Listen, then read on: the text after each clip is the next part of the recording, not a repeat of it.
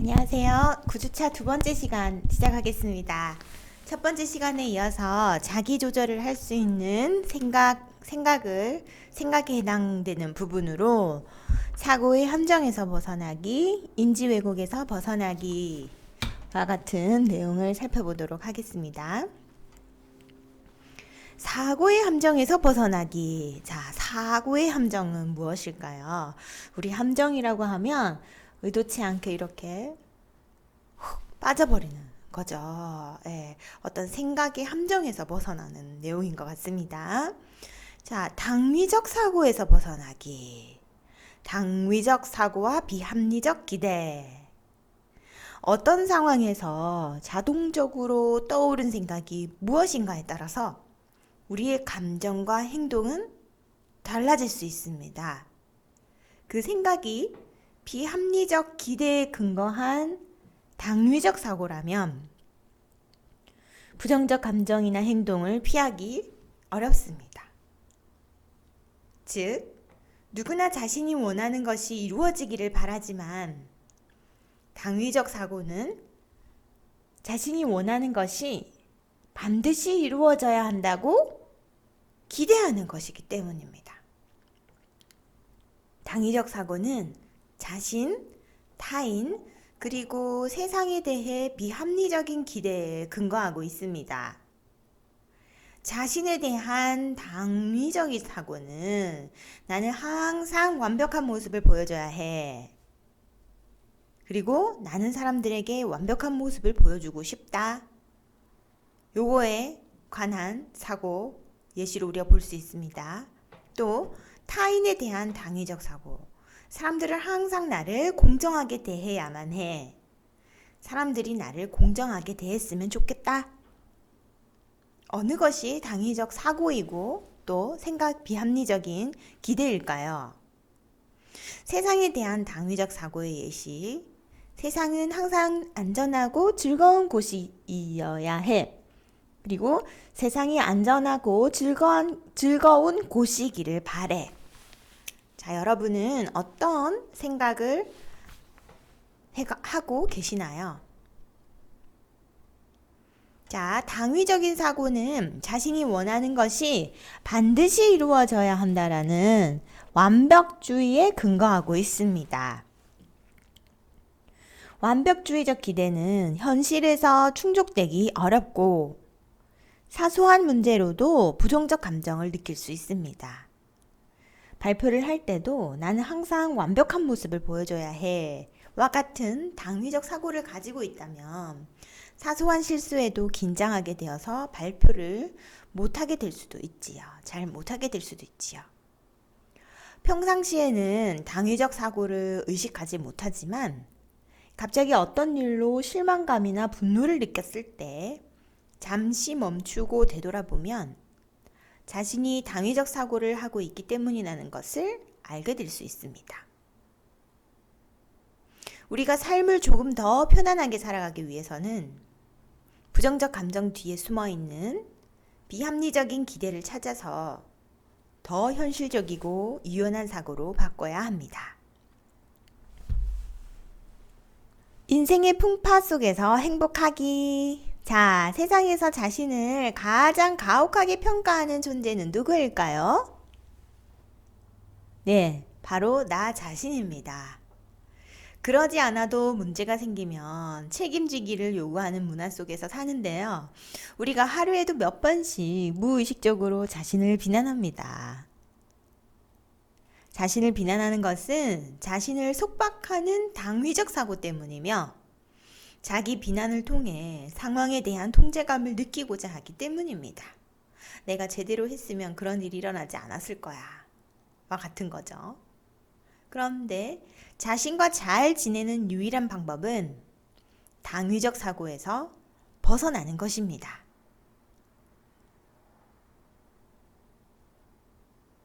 당위적 사고에서 벗어나려면 첫째, 세상 일들 중에는 자기 힘으로 어쩔 수 없는 것 때문에 일어나기도 한다라는 것을 인정하고 비현실적인 기대를 버리고 자기 비난을 멈추어야 합니다. 둘째, 역경 속에서 자기를 비난하기보다 힘들지? 조금만 견디면 모든 것이 좋아질 거야. 라고 연민의 마음으로 자기를 위로해야 합니다. 이렇게 자신이 처한 상황을 현실적으로 바라보고 힘든 상황에 처해 있는 자신을 진심으로 위로한 후에 자신이나 세상을 탓하지 않고 힘을 내어 앞으로 나가는 것이 바로 성인의 길입니다. 여러분 저와 함께 한번 같이 해보시겠습니까? 자, 나는 어떤 당위적 사고를 할까? 당위적 사고가 어떻게 자신을 속박하는지 의식하지 못하면 어려운 상황에 처해 있을 때 자신에게 용기를 주기보다는 비난하는 데 집중해서 우울하거나 자신감이 떨어질 수 있습니다. 자신이 어떤 당위적 사고를 가지고 있고 그것이 감정과 행동에 어떤 영향을 미쳤는지 알아봅시다. 첫째, 최근에 어떤 일로 불안했거나 우울했거나 화가 났던 상황을 떠올리고 그때 느꼈던 감정과 상황을 간단히 써본다. 저도 써볼까요?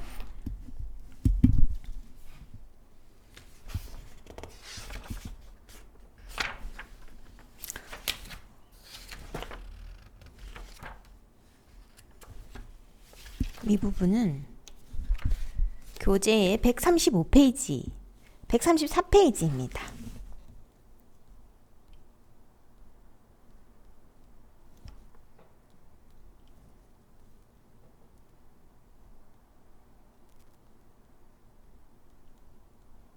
둘째, 그 상황에서 어떤 생각을 했는지 추측해보고 그 생각이 단지 무엇을 원했던 아니면 반드시 그렇게 되기를 원했던 당위적 사고였는지를 판단해 봅시다. 예를 들어 남들 앞에서 발표를 해야 되는데 망쳐서 속상한 적이 있었다면 그때 들었던 생각이 애들 앞에서 멋지게 발표했으면 좋겠다는 현실적 기대에 근거한 것이었는지 아니면 나는 언제나 완벽하게 발표해야 한다는 당위적 사고에 근거한 것인지를 판단해 보는 것입니다. 현실적 기대에 근거한 것인지 당위적 사고인지를 구분하는 기회가 되는 거죠. 셋째, 자신의 당위적 사고가 그러한 감정이나 행동을 일으켰다라는 것을 알았을 때 알게 된 사실을 간단히 써봅시다.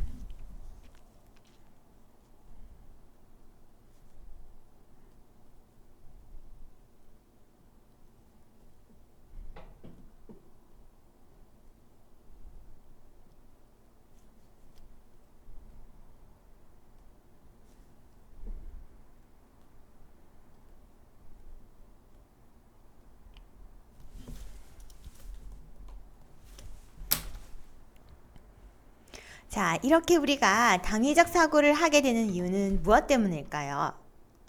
힘든 상황에서 자신을 더 고통스럽게 하는 당위적 사고는 어릴 때 주변 사람과의 상호작용을 통해 형성된 핵심 믿음 때문에 나타난다고 합니다. 늘 성적에 민감한 아빠를 보고 자란 아이는 인생에서 가장 중요한 것은 성공하는 것이다와 같은 핵심 믿음을 갖게 되어 나중에 시험을 볼 때 나는 언제나 좋은 성적을 받아야 한다라는 당위적 사고를 하게 됩니다. 핵심 믿음 중에는 노력하면 성공할 수 있다와 같이 긍정적인 것도 있지만 사람은 믿을 수 없는 존재다와 같이 부정적인 핵심 믿음도 있습니다. 부정적 핵심 믿음 중 대표적인 것은 성취지향적, 인정추구적, 통제추구적 핵심 믿음이 있습니다. 첫째, 성취지향적 핵심 믿음은 인생에서 가장 중요한 것은 성공하는 것이다. 또는 어떤 일에 실패한다면 나는 가치 없는 존재이다. 와 같은 것으로 성공을 중시하고 자신의 부족한 부분에 민감해서 쉽게 좌절하고 자신감이 낮아질 수 있습니다. 둘째 부정적 핵심 믿음 중에서는 인정추구적 핵심 믿음입니다. 인정추구적 핵심 믿음은 나에게는 타인에게 인정받는 것이 가장 중요하다나 사람들에게 인정받지 못하면 나는 가치 없는 존재다 와 같은 것으로 상대방의 말이나 행동에 예민하고 무슨 일이든 의존하려고 하기 때문에 오해하거나 마음의 상처를 쉽게 받습니다. 셋째, 통제 추구적 핵심 믿음. 무슨 문제든 자기 스스로 해결해야 한다. 남의 도움을 받는 것은 무능하다는 증거다. 와 같이 통제력을 상실하는 것에 예민하고 상황을 주도하려고 하기 때문에 남에게 도움받는 것을 싫어하고 타인과 갈등을 겪을 가능성이 높다고 합니다. 당위적 사고에서 벗어나려면 우리 어떻게 해야 될까요?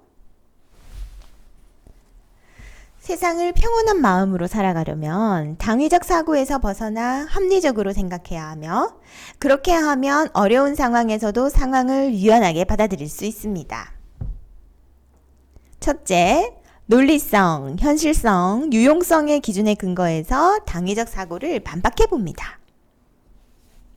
입사 시험에 실패해서 우울하고 무기력할 때 그 이유가 이번 시험에 반드시 합격했어야 했는데 떨어지다니 나는 무능력해 와 같은 당위적 사고 때문이었다면, 자신에게 시험에 합격하지 못했다고 꼭 무능력한 존재일까?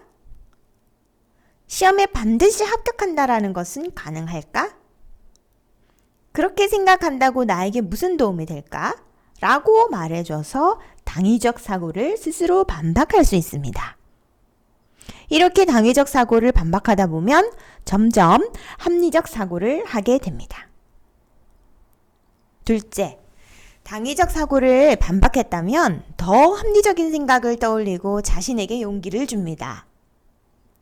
이번 시험에 합격하지 못해 실망스럽지만 인생이 항상 내 뜻대로 되는 것은 아니잖아.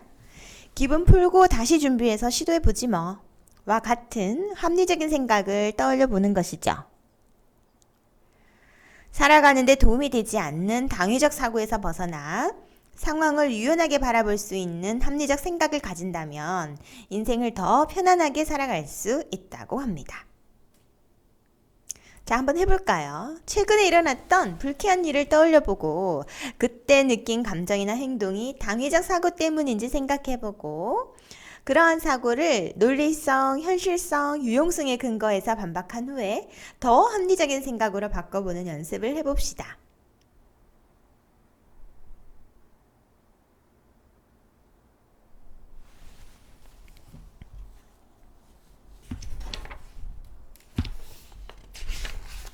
자, 첫째, 연습 3에서 떠올렸던 불쾌한 사건과 그때의 감정, 행동, 그리고 그 감정 뒤에 있었던 당위적 사고를 써봅니다. 예를 들어 생각보다 낮은 성적 때문에 장학금을 받지 못해서 우울했고 친구도 만나지 않았었다라고 가정해 봅시다. 그러면 우울한 감정은 아마도 나는 내가 원하는 것을 반드시 얻어야 해. 그렇지 않으면 나는 가치가 없어. 와 같은 당위적 사고 때문일 수도 있습니다. 그때 떠오른 당위적 사고를 논리성, 현실성, 유용성에 따라서 반박해 봅니다. 자, 먼저 당위적 사고를 내가 원하는 것을 반드시 얻어야 해. 그렇지 않으면 나는 가치가 없어. 라고 생각할 경우에는 논리성에 근거한 반박은 다음과 같습니다. 원하는 것을 얻었다고 가치가 없다는 말은 잘못된 거야. 현실성에 근거한 반박은 내가 원하는 것을 항상 얻을 수는 없는 거야. 유용성에 근거한 반박은 이렇게 나를 가치 없다고 생각하는 것이 나에게 무슨 도움이 되겠어? 자, 그 다음 더 합리적 생각을 떠올려보고 그 사건이 있었을 때 합리적으로 생각했다면 어떤 감정을 느끼고 행동했을지 상상해 봅니다. 장학금을 못 받아 실망스럽지만 언제나 잘하기도 어렵고 나를 탓한다고 도움도 안 돼. 다 잊어버리고 다음 학기에는 더 노력하자 라고 합리적으로 생각했다면 실망스럽지만 우울하지는 않았을 것 같고 친구를 만나서 기분을 풀었을 것 같다. 그리고 또 이제는 마음 챙김으로 당위적 사고 흘려보내기 연습 한번 해볼까요? 첫째, 불쾌한 감정이 들 때 잠시 멈추고 마음 챙김을 통해 마음에 떠오른 당위적 사고를 알아차립니다. 당위적 사고에서 벗어나기 위한 첫걸음은 그러한 생각이 떠오른 순간 알아차리는 법을 배우는 것이죠. 둘째, 당위적 사고를 거리를 두고 바라봅니다. 당위적 사고의 문제는 그것으로 인해 불안하거나 수치스럽거나 죄책감을 느끼는 것인데 그 이유는 당위적 사고를 진실로 받아들이기 때문입니다. 즉, 나는 항상 인정을 받아야 해 라는 당위적 사고를 인정을 받지 못한 자신을 문제가 있는 사람으로 바라보게 만듭니다. 만일 우리가 당위적 사고를 거리를 두고 바라볼 수 있다면 우리는 그것을 만들어낸 그냥 생각으로 여길 수 있습니다.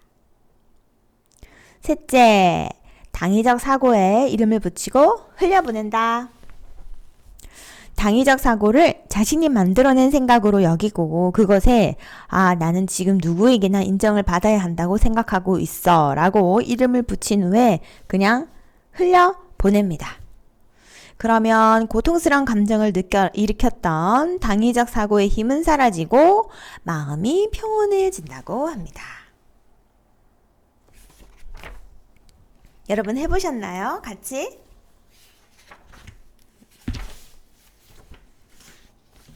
네, 같이 해보는 경험이 있었으면 좋겠습니다. 네, 다음에는 인지왜곡이 등장합니다, 여러분. 자, 여러분은 인지왜곡을 하고 계시나요? 인지왜곡은 무엇이고 또 우리가 벗어나려면 어떻게 해야 되는지 한번 살펴보겠습니다. 자, 세상을 살아가다 보면 다양한 역경들을 만나는데요.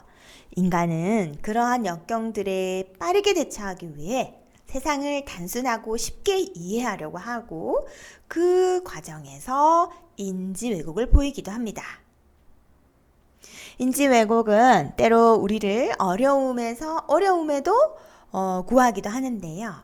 과잉 일반화 때문에 높은 곳에 올라가면 위험하다는 것을 직접 경험하지 않더라도 또 위험을 피할 수 있지요.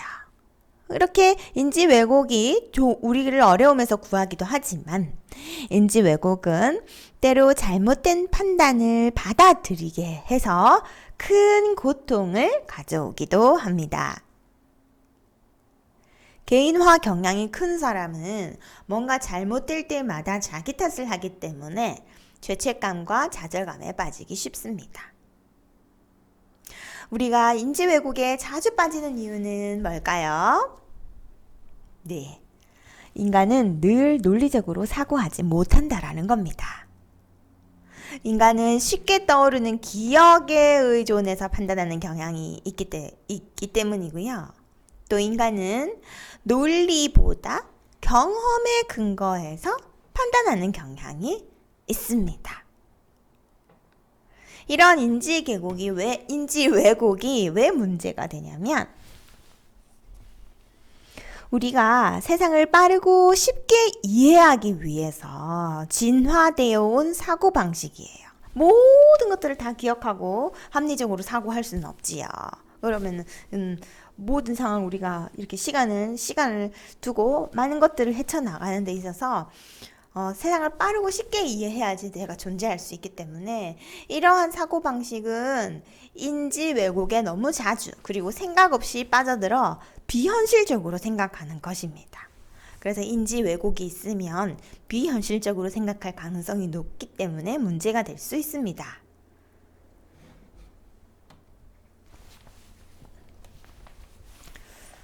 자, 우리가 빠지기 쉬운 인지 왜곡은 어떤 것들이 있냐면 백이라고 하는 학자는 세상을 이해하는 과정에서 나타나는 9가지의 인지 왜곡을 제시했습니다. 교재 138페이지부터 쭉 나옵니다. 140페이지까지 쭉 나옵니다. 자, 첫째 볼까요? 속단은 충분한 정보 없이 성급하게 결론을 내리는 것을 말합니다. 자기 전화를 2-3번 받지 않는 것 가지고 자신을 피한다고 속단하는 경우가 있습니다. 이렇게 속단한 후에는 누구나 뭔가 실수한 것 같은 느낌이 들고 불안해지기 쉽습니다. 무엇이든 쉽게 속단한다면 내가 너무 성급하게 결론을 내리는 것은 아닐까 하고 자신에게 물어야 합니다. 둘째, 터널 시야는 어떤 것에 선입견을 가지고 있을 때 다양한 정보를 고려하지 못하고 왜곡된 정보에만 주의를 기울이는 것을 말합니다. 여성에 대해서 여성은 소극적이다 라는 선입견을 가지고 있으면 적극적인 여성보다 소극적인 여성이 눈에 더 잘 띄어서 여성에 대한 선입견에서 벗어나지 못합니다.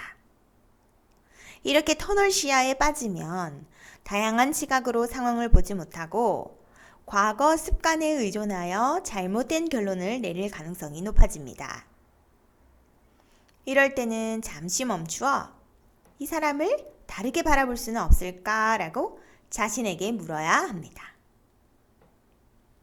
셋째, 과장과 축소는 상황의 부정적 면이나 긍정적인 면을 지나치게 과장하거나 반대로 그것을 지나치게 축소하여 받아들이는 것을 말합니다. 만일 나쁜 면을 과장하게 되면 불안이나 좌절감 같은 부정적 감정이 증가하고 긍정적인 면을 과장하게 되면 상황을 잘못 판단하여 실패할 가능성이 높아집니다. 따라서 과장과 축소를 쉽게 하는 사람은 잠시 멈추어 사고의 균형을 잡는 것이 중요하며 내 생각과 반대되는 증거는 없나? 라고 자신에게 물어야 합니다. 넷째, 개인화는 상황을 자신과 결부시켜 받아들이려는 경향을 말하는데요. 예를 들어 인사를 했을 때 상대방이 반응을 보이지 않으면 자신을 무시한다고 받아들일 수 있는데 이렇게 개인화를 하는 사람은 타인의 행동을 자신과 연관시켜 이해하기 때문에 오해하기 쉽습니다. 또한 개인화 경향이 있는 사람은 본인의 책임이 아닌 것도 감당하려고 해서 죄책감이나 불안감을 느끼기 쉬운데요. 개인화 경향이 있는 사람은 이 상황이 나 때문이 아니라 타인이나 외부 상황 때문에 일어났을 가능성은 없는가라고 자신에게 물어야 합니다. 다섯째, 외현화는 본인이 책임져야 할 경우에도 무조건 타인이나 외부 환경에서 문제의 원인을 찾으려는 경향을 말하는데요. 외연화 경향이 있는 사람은 과제를 같이 하다가 제 시간에 끝내지 못하면 친구 탓을 할 가능성이 높습니다. 그래서 자신이 남의 탓을 많이 한다면 이 상황에서 내가 책임질 일은 없을까라고 자신에게 물어야 합니다. 여섯째, 과잉 일반화는 특정한 상황에서 알게 된 사실을 전체에 적용하려는 경향을 말하는데요. 예를 들어 친구에게 돈을 빌려주고 못 받았던 사실 때문에 아는 사람에게 돈을 빌려주는 것은 바보 같다고 생각할 수 있습니다. 따라서 과잉 일반화 경향이 있는 사람은 지금 상황은 내가 전에 겪었던 상황과 어떤 점이 다른가? 라고 자신에게 물어야 합니다.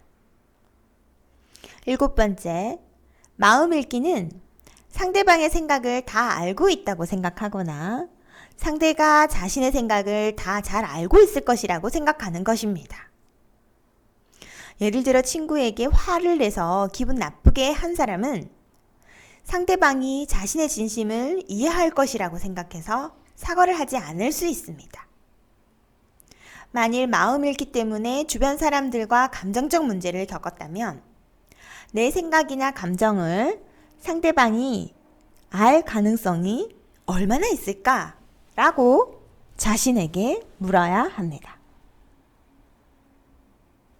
여덟째, 감정적 추론은 자기 감정에 근거하여 상황을 판단하는 것을 말하는데요. 예를 들어 아침에 기분이 안 좋았던 철수는 자기의 제안을 상대방이 받아들이지 않을 것이라고 예상할 수 있습니다. 즉, 사람들은 기분이 안 좋으면 좋지 않은 일이 발생할 가능성을 더 높게 추정하는 경향을 보인다라는 거죠. 그래서 감정적 추론 때문에 잘못된 판단을 했던 사람들은 내 감정이 지금 사건의 의미를 왜곡시키지는 않았을까라고 자신에게 물어야 합니다. 마지막 아홉 번째, 흑백 논리는 상황을 극단적인 두 측면으로 단순화해서 받아들이는 것인데요. 예를 들어 발표를 할 때도 성공적인 발표이거나 실패한 발표로 받아들이고 친구를 바라볼 때는 좋은 친구이거나 나쁜 친구로 받아들일 수 있다는 거죠. 즉, 완벽할 때만 긍정적으로 평가하고 그렇지 못하면 부정적으로 평가합니다. 이렇게 흑백 논리에 자주 빠지는 사람은 내가 상황을 너무 극단적으로 바라보는 것은 아닐까 하고 자신에게 물어야 합니다. 자, 이렇게 해서 우리가 인지 왜곡에 빠져서 세상을 이해하는 과정 9개의 사례를 우리가 보았습니다. 여러분 재미있으셨나요? 그럼 다음 시간에 이어서 인지 왜곡에 대한 연습과 행동으로 생각 조절하기 이어서 하도록 하겠습니다. 수고 많으셨습니다.